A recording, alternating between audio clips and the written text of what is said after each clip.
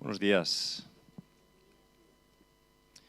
Hacía tiempo que no estaba tan incómodo como estoy ahora mismo antes de predicar. Este texto es un texto, como decía Javi, es un texto duro y en parte lo es no solo por los temas que toca, sino porque el lenguaje que utiliza es el lenguaje al que estamos poco acostumbrados. Eso sucede mucho con los textos proféticos y parte de la razón para predicar este libro, Malaquías, es que como iglesia estamos llamados a escuchar todo el consejo de Dios, todo, incluso aquel que es más difícil de asumir o más difícil de leer o más difícil de entender. Así que yo voy a hacer todo mi esfuerzo por intentar interpretar con vosotros este texto y ver qué tiene el Señor para nosotros hoy. El versículo 10 empieza mencionando, no sé si habéis observado que empieza mencionando a Dios como Dios Padre y a Dios de la misma manera prácticamente que empezaba el texto de la semana pasada. Si recordamos el versículo 6 del capítulo 1, decía así: el Hijo honra al Padre y el siervo a su Señor. Si pues yo soy Padre, ¿dónde está mi honra? ¿Recordáis ese texto? Lo leí la semana pasada. Y ahora de nuevo en el versículo 10 del capítulo 2, lo que estamos viendo hoy, dice: ¿acaso no tenemos un mismo Padre? ¿No nos ha creado un mismo Dios? En el versículo de la semana pasada se hablaba de honra, cuando Dios hablaba de, oye, si yo soy Dios, si soy Padre, ¿dónde está la honra que se me debe, ¿no? Y aquí en el texto que se ha leído, voy a releer de nuevo el 10 y el 11 para que lo tengáis bien fresco en la mente, dice: ¿acaso no tenemos todos un mismo Padre? ¿No nos ha creado un mismo Dios? ¿Por qué pues somos desleales los unos con los otros, profanando el pacto de nuestros padres? Bueno, profanar esencialmente es deshonrar un pacto. Así que no sé si veis la relación en cada vez que Dios pone su nombre o su paternidad enfrente, lo primero que le está diciendo es: hay deshonra. Hay una situación aquí en la que se me deshonra, ¿no? Se está profanando el pacto de nuestros padres. Cuando tú sigues leyendo el texto, enseguida va a hablar de casarse con la hija de un... dice literalmente casarse con la hija de un Dios extraño. Ahora llegaremos a esta frase. Entonces, cuando tú oyes pacto y en el versículo siguiente se habla de casarse, puedes inmediatamente saltar, o más adelante se va a hablar de repudiar a la mujer, inmediatamente puedes pensar que este pacto se refiere al pacto matrimonial. Sin embargo, no es exactamente al pacto que se refiere. Se está refiriendo a Éxodo 24, versículos del 7 al 8. Voy a pedir a Carol que me lo ponga aquí detrás para leéroslo, que dice así: luego tomó el rollo del pacto y lo proclamó a oídos del pueblo. Esto lo está haciendo Moisés inmediatamente después de que Dios les entregue la ley. Dice: ellos dijeron, cumpliremos y obedeceremos todo lo que Yahvé habló. Entonces Moisés tomó la sangre y la roció sobre el pueblo, diciendo: he aquí la sangre del pacto que Yahvé ha concertado con vosotros sobre todas estas palabras. Es un pacto que se establece en el capítulo 24 de Éxodo, cuando el pueblo recibe las palabras. Y las palabras se refieren tanto a lo que conocemos como decálogo, que está en el capítulo 20, como a todo lo que va desde el capítulo 21 hasta el 23, que es el pacto de la alianza.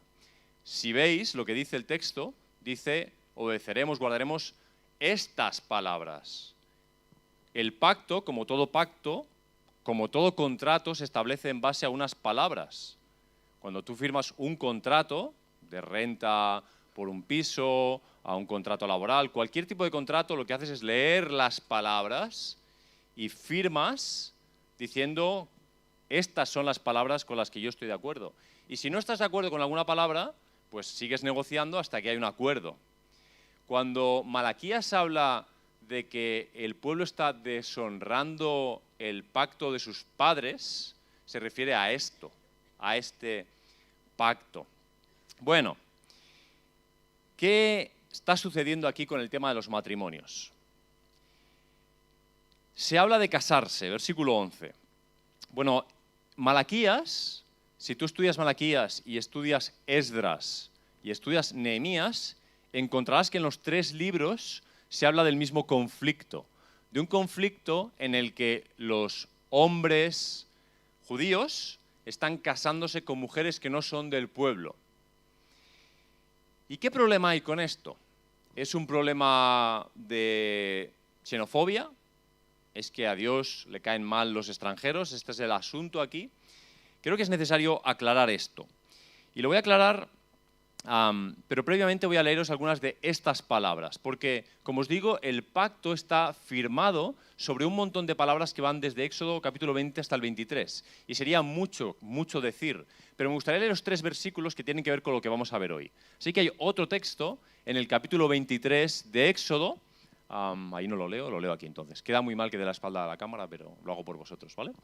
Y estableceré tu frontera desde el Mar Rojo hasta el mar de los filisteos y desde el desierto hasta el río, porque entregaré en vuestras manos a los moradores de la tierra y tú los expulsarás de tu presencia. Está hablando de cuando entren a la tierra, ¿vale? Cuáles sean las fronteras y cómo va a ser su relación con aquellos que ahora están en esas fronteras. No concertarás pacto. ¿Me oyes?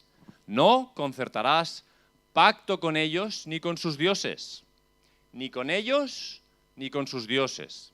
No habitarán en tu tierra, no sea que te hagan pecar contra mí cuando sirvas a sus dioses, lo cual ciertamente te será por trampa. Igual te estás preguntando, ¿por qué lees esto? Esto no dice nada específico sobre el matrimonio. No lo dice, sin embargo es el marco dentro del cual entraría cualquier matrimonio. Porque ¿por qué vas a concertar tú un pacto matrimonial con una persona que no puede formar parte ni siquiera del pueblo? Sigo avanzando. Os decía, ¿qué problema tiene Dios con los extranjeros? ¿Tiene algún problema? Cuando vemos a veces el Antiguo Testamento, parece que hay una cierta, como os decía, xenofobia del pueblo de Dios al resto de pueblos. Pero si tú lees Deuteronomio capítulo 26, versículo 5, que también va a aparecer aquí, fíjate lo que reconoce el pueblo. Un arameo errante fue mi padre. ¿Quién fue el padre del pueblo? ¿Quién era el padre del pueblo? Abraham.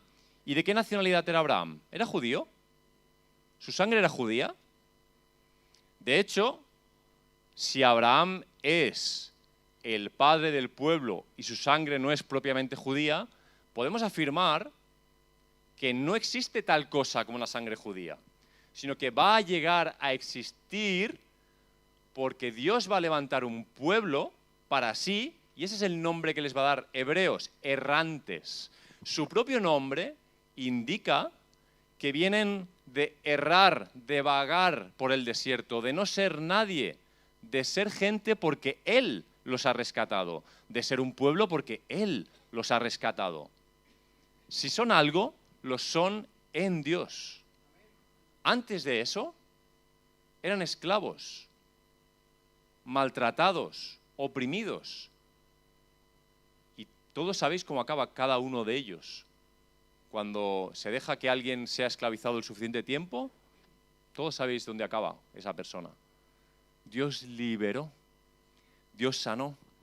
Además, si vas a Deuteronomio capítulo 10, versículo 19, literalmente, la xenofobia queda descartada, porque Dios dice, amarás al extranjero. Amarás al extranjero. Y si vas a Éxodo, este te lo voy a leer, capítulo 12, eso no está en la pantalla.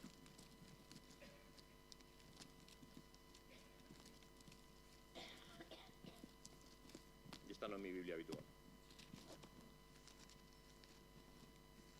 Fijaos si estoy incómodo con la predicación, que he cambiado mi Biblia habitual, porque la versión era terrorífica. Cambié de versión.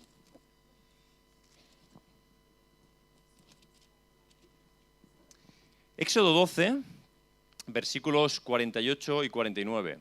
Si algún extranjero habita contigo, o sea, no está descartado que los extranjeros habiten con el pueblo, y quiere celebrar la Pascua para Jehová, que le sea circuncidado todo varón, y entonces la celebrará, pues será como uno de vuestra nación. ¿Has oído esto? ese extranjero, en el mismo momento en el que quiera celebrar la Pascua y sea circuncidado, será como uno de la nación, será uno más, uno igual que vosotros. La misma ley regirá para el natural y para el extranjero que habite entre nosotros.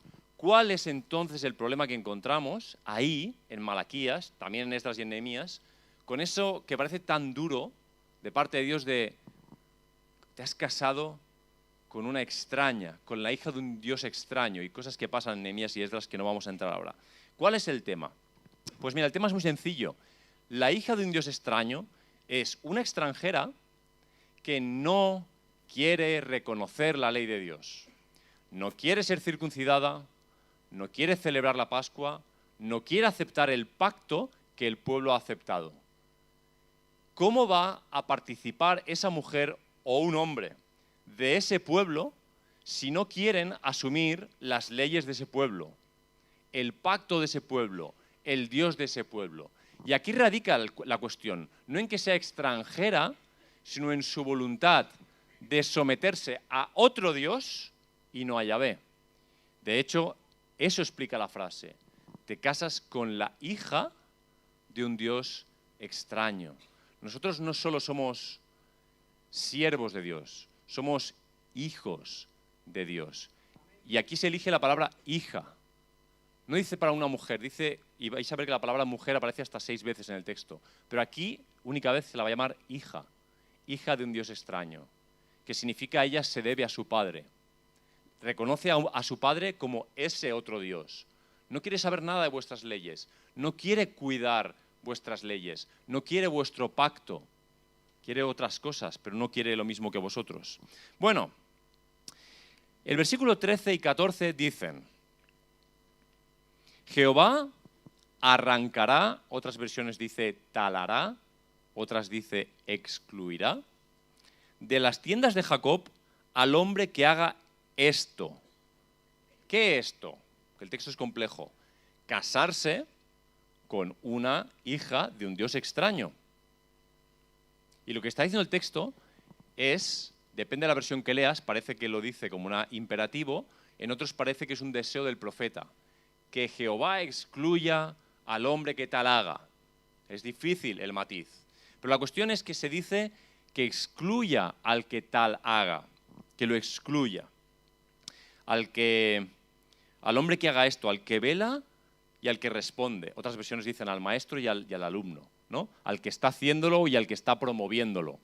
Al que es políticamente promotor de estas ideas y al que simplemente las está viviendo obedeciendo, a ambos. Y al que ofrece ofrenda a Jehová de los ejércitos. Dice el texto literalmente que Yahvé excluya al hombre que haga esto y esté ofrendando. Y aquí hay un matiz o algo que es muy importante, que creo que abre una cuestión muy importante en el texto. De hecho, el siguiente versículo hablará de las ofrendas. Está diciendo que lo que es incompatible, y por eso esa persona debe ser excluida, es casarse con la mujer de un Dios extraño y al mismo tiempo estar ofrendando a Yahvé. Él no está diciendo solo al que haga una cosa, sino al que haga una cosa y la otra. ¿Quién ofrendaba a Yahvé? Por definición ofrendar a Yahvé implicaba una pertenencia al pueblo.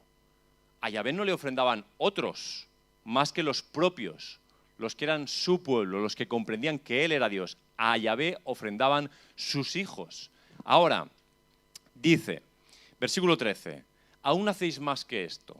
Y ahora voy a explicar algunos detalles que tienen que ver con eso que os digo, de la ofrenda. No hacéis más que esto. Cubrís el altar de Jehová de lágrimas, de llanto y de clamor. Así que no miraré más la ofrenda, ni la aceptaré con gusto de vuestras manos. Si viéramos a varios hermanos de entre nosotros, en cualquiera de nuestros cultos, acercarse a... Esto no es el altar, pero bueno, nos vale como símil, ¿no? Acercarse aquí de alguna manera o en sus propias sillas, ponerse de rodillas y empezar a clamar, sin importar quién esté ahí, a clamar a voz y a llorar genuinamente, clamando a Yahvé, ¿qué pensaríamos de esos hermanos? ¿Qué pensarías? Inicialmente o superficialmente, y esto no es una acusación de superficialidad, es decir, lo que se ve en la superficie, tú pensarías que esa persona está genuinamente alabando. Es difícil llorar fingido. Una persona ahí clamando, cuando ya no te importa que te vean, cuando no te importa llorar delante de otras personas, tú inicialmente dices, bueno, no puede ser falso esto. Sin embargo, Dios ve a estas personas cubriendo de lágrimas su altar y dice, no miraré vuestra ofrenda, no la tomaré más de vuestras manos.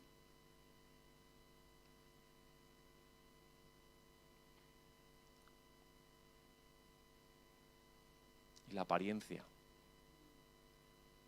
nuestras apariencias.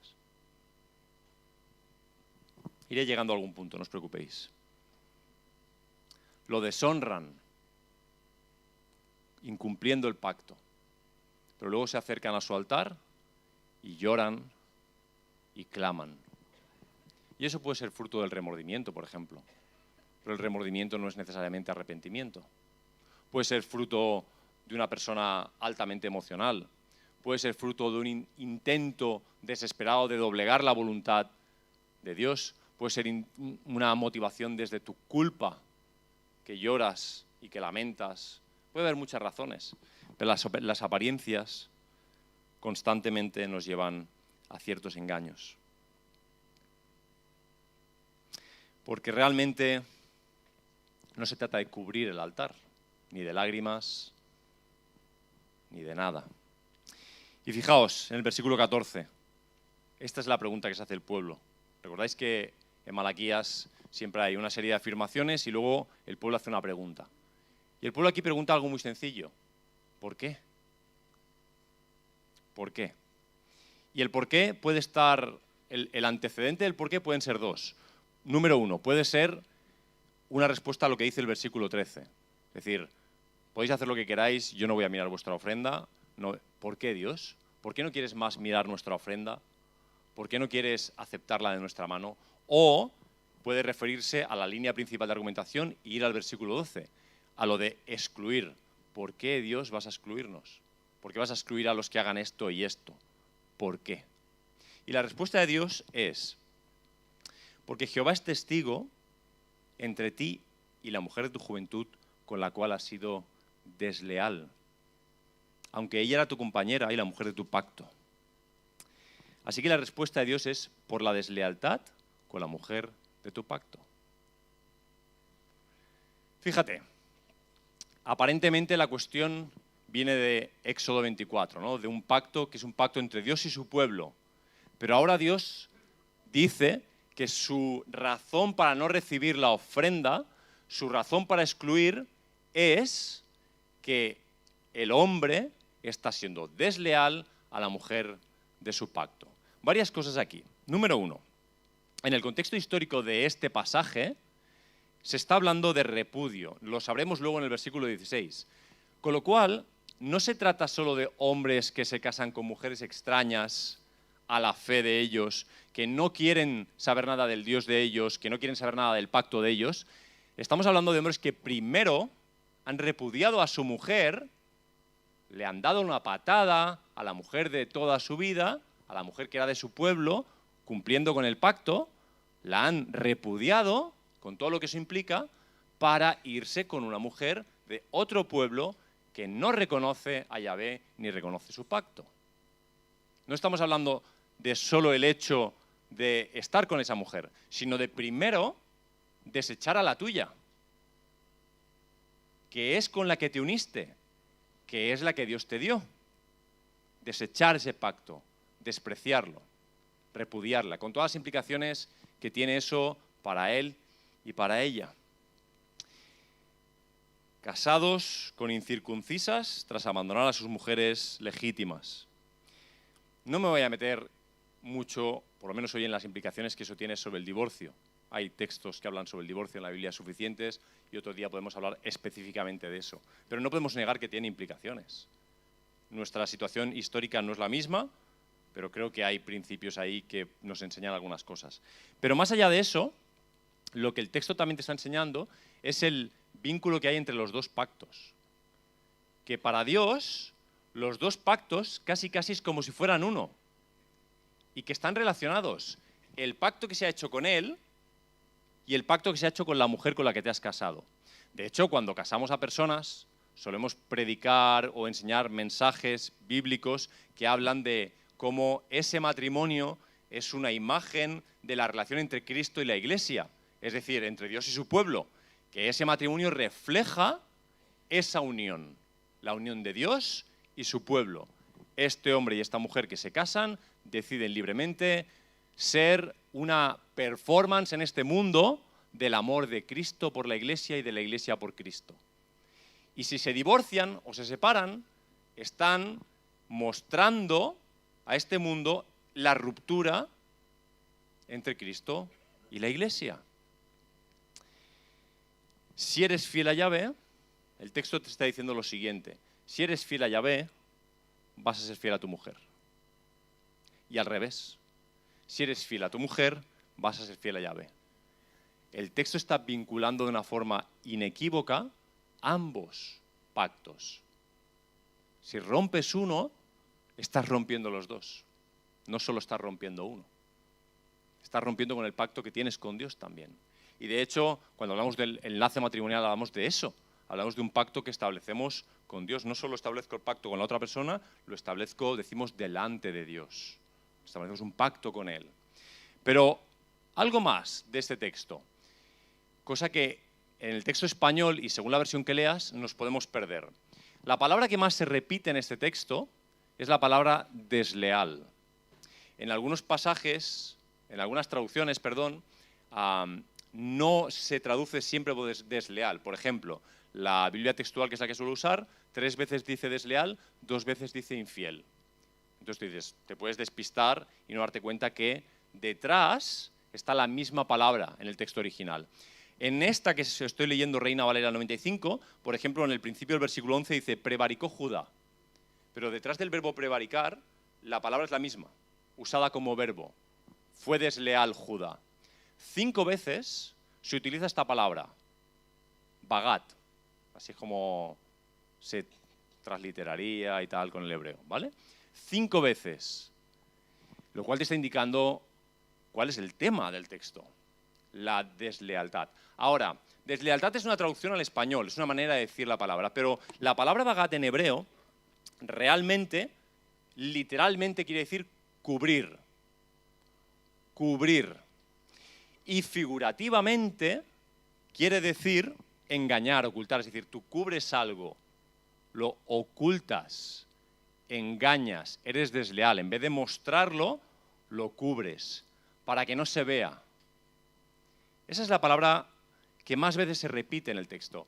Y si vuelves al versículo 13 y vuelves a pensar en la frase, cubrís mi altar con llanto, cubrís mi altar con ofrendas, ¿te das cuenta de lo que está haciendo el pueblo en verdad? Está siendo desleal y lo sabe, está rompiendo el pacto y lo sabe, pero vienen a la casa del Señor y cubren el altar para que no se vea lo que hay debajo. Lo cubren con lágrimas, con animales muertos, con llanto, con alabanza, pero solo es una pretensión de que no se vea lo que hay debajo. Por la misma razón, en el Nuevo Testamento, Dios nos va a decir que no juremos. Y a veces lo hacemos muy religioso. Pero el principio fundamental por el cual la Biblia nos enseña a no jurar es porque lo que hacemos detrás de jurar es esconder la mentira. Estamos mintiendo y dice, te lo juro por esto, te lo juro por lo otro. Y parece que el poner algo por delante en juramento lo convierte en verdad. Pero lo que estás haciendo es, con el juramento, cubrir la mentira. Y Dios nos enseña, no, tú sí, un sí, tú no, un no. Lo que tú digas tiene que valer, porque tú tienes que ser íntegro, tienes que ser de una sola pieza. No necesitas ni jurar ni dejar de jurar. Esta es la palabra central del texto. Cubrir, deslealtad. Estamos siendo desleales con Dios, pero lo cubrimos, lo ocultamos con apariencia de, sobre todo desde la ofrenda, desde lo que entregamos, desde lo que damos, desde el tiempo que damos, el servicio que damos, la energía que gastamos para Dios, el dinero que ponemos para Dios, el servicio que hacemos para Dios. Todo eso, que está muy bien en un mundo teórico, puede convertirse en un manto que cubra la deslealtad de nuestros corazones. Y en el texto se está usando una situación externa, todo lo que está pasando en esos matrimonios mixtos, si me permitís la palabra, para alertar al pueblo. ¿No os dais cuenta? Vuestros hechos dicen una cosa, da igual cuánto cubráis el altar. El profeta les trae palabra. No importa cuánto cubráis el altar. No importa, podéis estiraros 3 horas aquí cantando y predicando 6 horas más. Eso puede ser solo una cobertura para que no se vea lo que realmente sois, lo que realmente hacéis. Versículo 15 dice: ¿no hizo él un solo ser en el cual hay abundancia de espíritu? ¿Y por qué uno? ¿Por qué solo uno? Porque buscaba una descendencia para Dios. Este versículo es para muchos autores aquí uno de los más difíciles de traducir bien. De hecho, en las diferentes versiones es de los que más varía en palabras o en estructura la frase, ¿no? Pero la mayoría piensan que se está refiriendo a Génesis 2.24. ¿Recuerdas Génesis 2.24? Xavi, te lo sabes de memoria, ¿no? Dejará a su padre y a su madre, se unirá a su esposa y serán uno solo. Serán uno solo.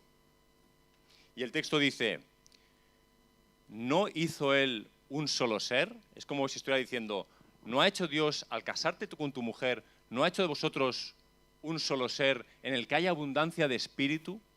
Sois una sola carne, un solo espíritu. ¿Y por qué uno? Y dice: porque buscaba una descendencia para Dios. En otras versiones dice: porque busca un linaje consagrado a Yahvé. ¿Sabes qué significa consagrado? Dedicado, ofrendado. Y aquí empiezas a darte cuenta de uno de los principios que subyacen al texto, aunque no te lo digan así, de forma central. Y es que la ofrenda no es lo que das. La única ofrenda posible eres tú. Tú eres la única cosa que puedes ofrendar a Dios. No tu dinero, no tu tiempo, no tus dones. Eso es como consecuencia.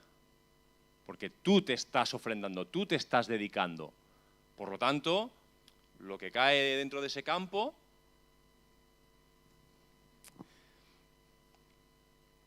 dejará, se unirá y será un solo ser. Y el versículo, al final del 15 y el 16 dicen: guardaos pues en vuestro espíritu y no seáis desleales para con la mujer de vuestra juventud.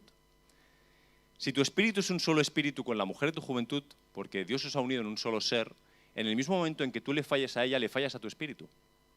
Estás desguardando tu espíritu. Estás quebrantando el pacto, pero estás quebrantando tu espíritu, porque ahora está unido a otra persona, y en el momento en que tú lo quebrantas, te estás autoquebrantando a ti mismo, no solo a tu mujer. Dice: porque dice Jehová, Dios de Israel, que aborrece el repudio. Repudiar es, literalmente, dar carta de repudio era dar carta de divorcio, esencialmente, dentro de la cultura. Desechar a la mujer con la que te habías comprometido, el pacto que habías establecido con Dios.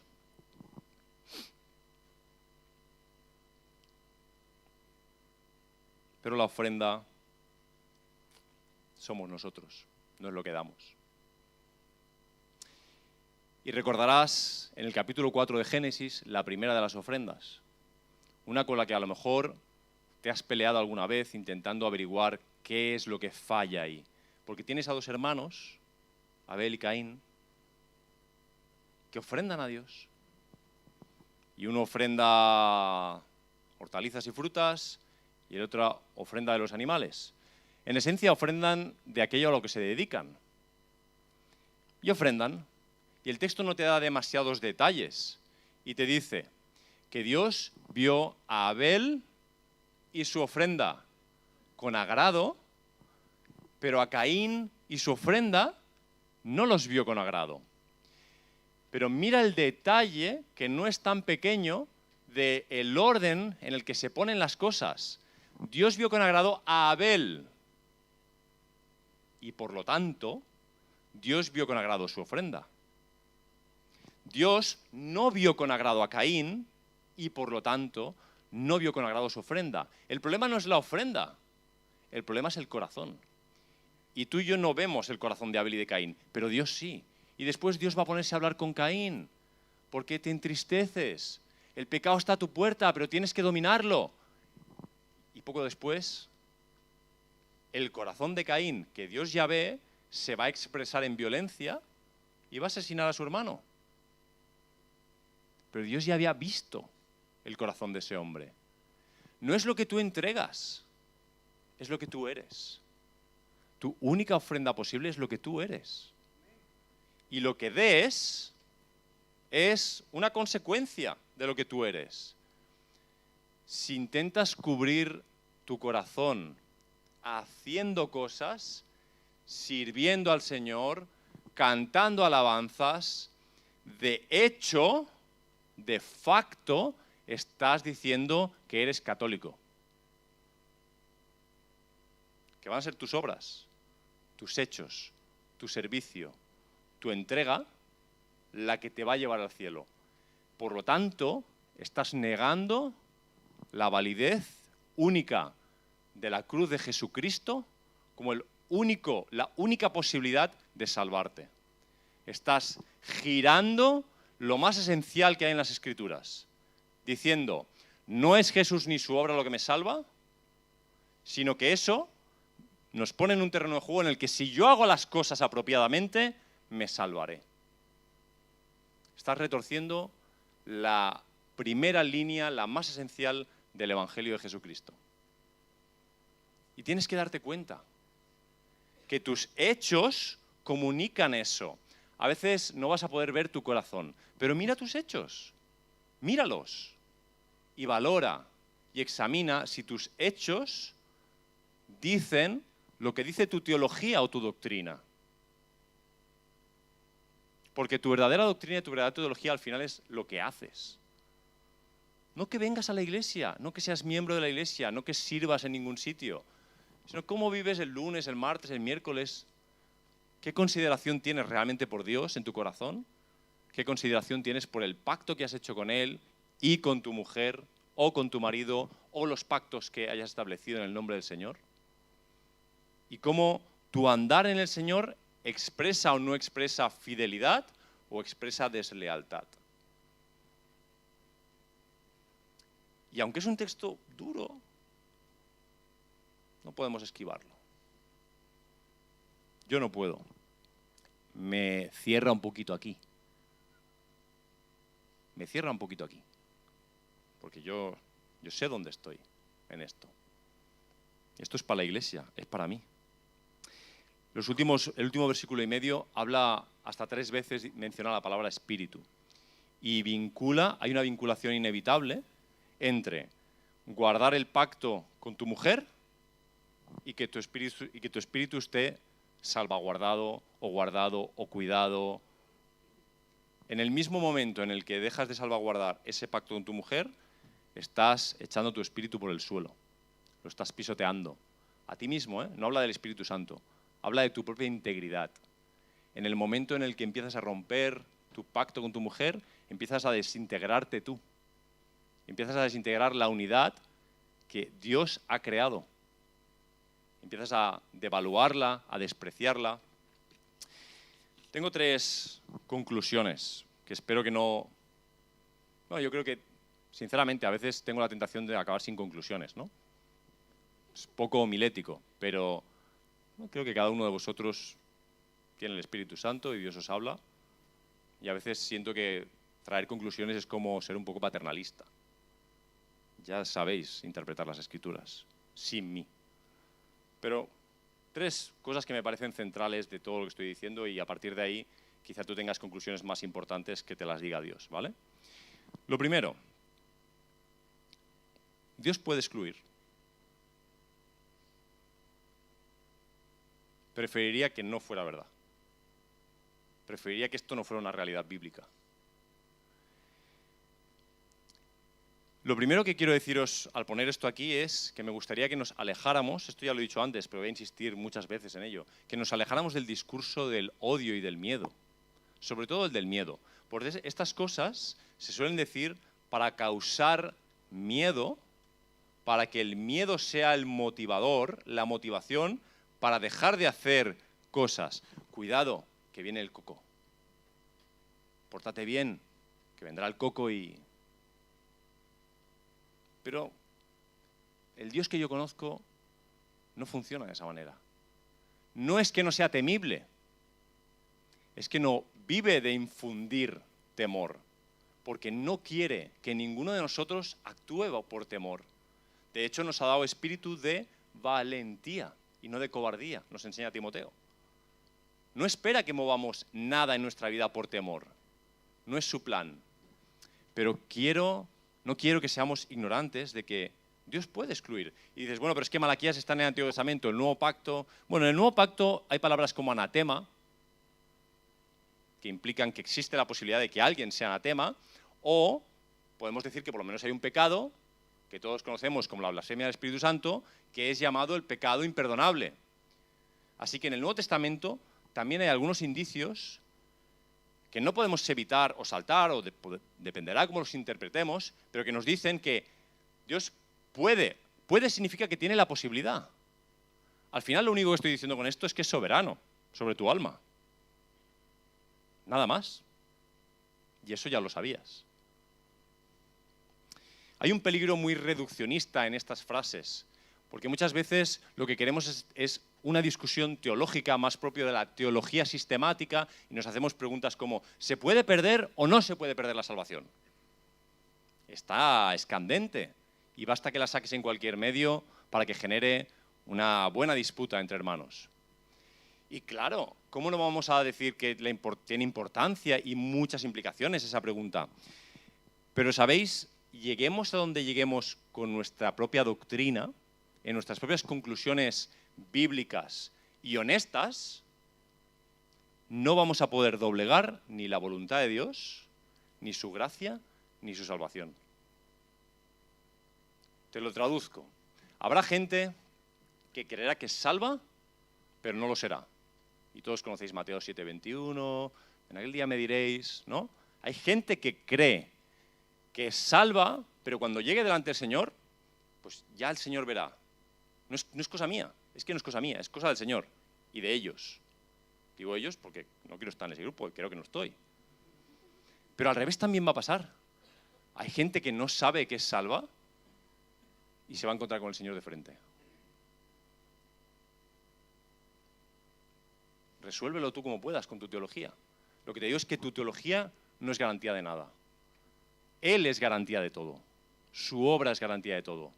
Si fuera por mi pensamiento, mi fe, ¿a dónde voy? A ningún sitio. La única roca firme, estable, es Jesucristo. Entonces, quiero matizar esto, ¿no? Porque no pretendo causar temor. Pretendo que seamos claros y honestos, sinceros, sabiendo que Él es absolutamente soberano del destino de nuestras almas. Absolutamente soberano. Pero, última cosa que te digo de este punto, lo solemos ver como juez. Pero en este texto que te acabo de leer, Él no se presenta como juez. Y hay un matiz muy interesante. En el versículo... Este, ¿verdad? Estoy cegato también. En el versículo 14, Él se presenta como testigo entre tú y la mujer de tu juventud. Testigo. ¿Sabes? En los juicios, ¿qué hace un testigo? Sube al estrado, le hacen preguntas y testifica lo que ha visto. Dice lo que ha visto. Punto. Su opinión no importa a nadie. ¿Qué vio usted? Yo vi esto. Para mí este señor es culpable. ¿Nos importa un rábano lo que usted piense? ¿Qué es lo que vio? Nos importan los datos, su visión del asunto, lo que usted puede testificar que ha vivido. Dios no es solo juez. Dios está siendo testigo de nuestras vidas. Y eso a veces lo leemos desde la perspectiva de como si Dios estuviera ahí, a ver dónde te equivocas. En lugar de verlo desde la perspectiva de que Él está a mi lado todo el tiempo, acompañándome, cuidándome, exhortándome. Es testigo de todo lo que vivo, de todo lo que pienso, de todo lo que siento, de mis errores, pero de mis aciertos, de mis pecados, pero también de cuando someto mi voluntad a la suya. Es testigo. ¿Qué mejor juez? ¿Te imaginas que el juez que está juzgando hubiera sido testigo de todo? ¿Sabes qué garantizaría eso? Un juicio justo. Si lo ha visto todo y sabe todo lo que pensabas y lee las intenciones de tu corazón, no solo es juez, también es testigo. Está siendo testigo de tu vida. Sabe lo que piensas, sabe lo que sientes. Bueno, Dios puede excluir, pero una segunda cosa muy importante, las tres para mí son muy importantes, yo me las llevo las tres y voy a estar meditando. La segunda conclusión, la ofrenda eres tú. La ofrenda eres tú. Sigues pensando, ¿qué puedo hacer? ¿No? ¿Qué puedo hacer por los otros? ¿Qué puedo dar? ¿Qué puedo...? No sé cómo enfatizar que a Dios no le importa tanto lo que puedes hacer, lo que puedes dar.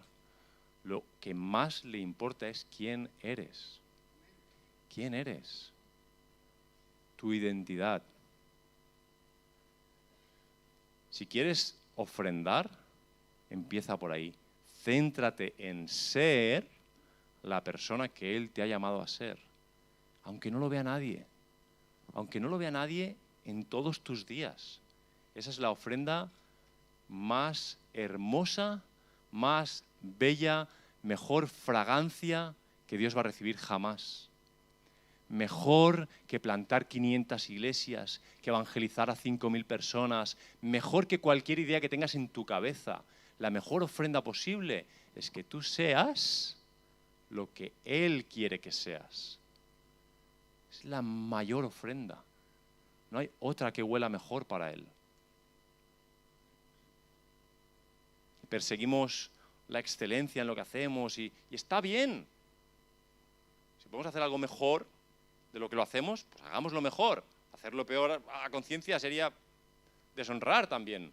Pero lo que tú eres es lo que a Él importa. Creo que Javier ya os leyó la semana pasada este versículo, pero lo voy a leer otra vez. Está en Romanos capítulo 12, versículo 1. Dice: así que, hermanos, os exhorto por la gran misericordia de Dios que presentéis, ofrendéis, dediquéis vuestros cuerpos como sacrificio vivo, santo, agradable a Dios, que es vuestro servicio racional.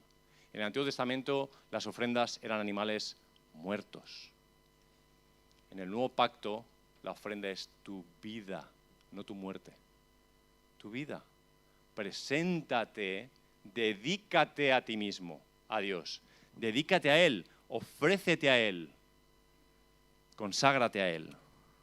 Última de las tres conclusiones. Guarda tu espíritu. Guarda tu espíritu. Sé íntegro. Sé leal. Y siguiendo con la palabra que es clave en todo el texto, sé visible, expuesto, no cubierto. No desleal. Es decir, no te cubras con un manto para que no se vea. O no cubras con mantos artificiales, engañosos. No. Sé íntegro. De una sola pieza. Con una sola lealtad.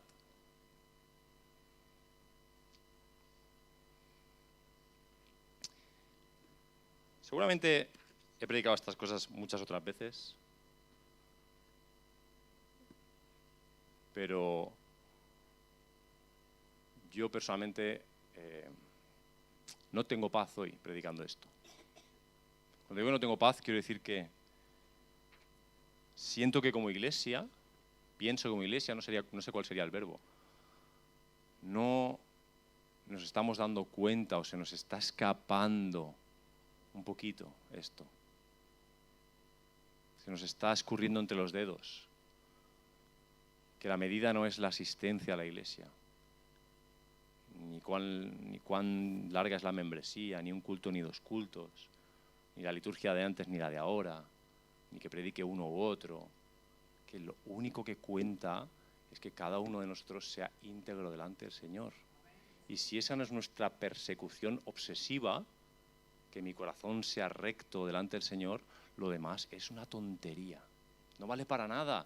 Y nos vamos a engañar y vamos a dedicar mucho tiempo a cubrir altares. Y el Señor nos está diciendo, no lo miro, ni lo miro lo que haces. No lo miro, no lo voy a aceptar de tu mano. No lo voy a aceptar. Si es que lo único que me interesa es que tú seas leal, que seas íntegro. Y no podéis imaginar cuán corto caigo yo de ese estándar.